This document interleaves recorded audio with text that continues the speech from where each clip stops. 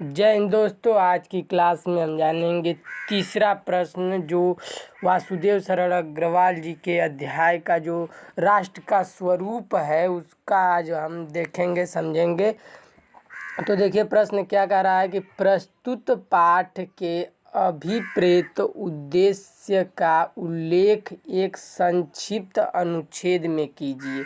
यानी जो प्रस्तुत पाठ, जो वासुदेव शरण अग्रवाल जी का पाठ जो है, पाठ का नाम है राष्ट्र का जो स्वरूप है, उसके जो उद्देश्य हैं उसका उल्लेख एक संक्षिप्त अनुच्छेद में करना है। तो मैंने हेडिंग डाल दिया है राष्ट्र का स्वरूप। अब हम देखेंगे, ऋषि मुनियों ने हमारी भूमि को माता कहा है और भूमि के संतान को पुत्र कहा है। यानी भूमि अपने संतान को जीवित रखने के लिए सभी प्रकार की वस्तुएं देती है, इसलिए भूमि को वसुंधरा भी कहते हैं। फिर भूमि पर नदी, तालाब, कुएं, झरने, पेड़ पौधे और पशु पक्षी हैं। इनसे ही प्रकृति का संतुलन बना रहता है। मनुष्य को पानी, आहार प्रकृति से ही मिलता है। भगवान ने प्रकृति संसाधन देकर मानव जाति को जीने की कई तरह की सुविधाएं उपलब्ध कराई हैं।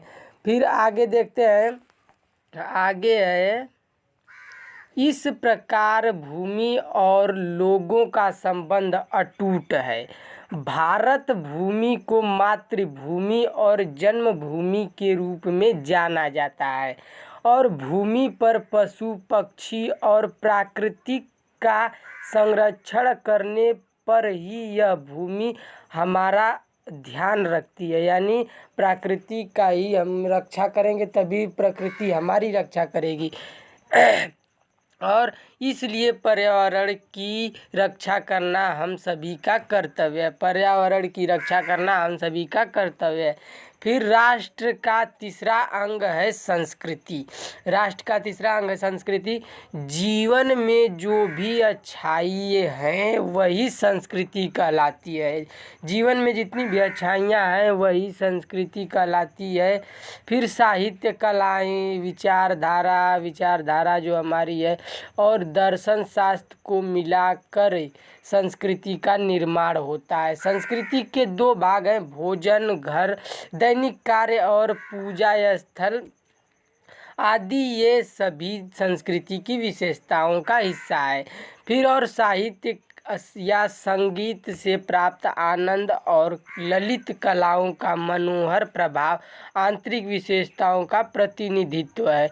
हमारे पूर्वजों ने साहित्य, कला, संगीत और विज्ञान जैसे क्षेत्रों में प्रतिभा दिखाई थी। हमें उस परंपरा को निभाए रखना चाहिए। हमें अपने भविष्य के प्रति आशावादी होना चाहिए। भूतकाल से सबक सीखते हुए वर्तमान में रहकर हमें अपने उज्जवल भविष्य की ओर आगे बढ़ते रहना चाहिए।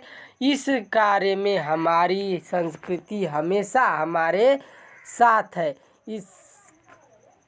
हमारी संस्कृति हमेशा हमारे साथ रहेगी। तो जय हिंद दोस्तों, आज के लिए इतना ही। अगर बोर्ड एग्ज़ाम में यह क्वेश्चन आए तो इतना आप लिख दोगे, बहुत कुछ नहीं, बस समझने का दिक्कत है। अगर आप समझ जाओगे तो अपने आप लिख दोगे। तो जय हिंद दोस्तों, आज के लिए इतना ही। धन्यवाद।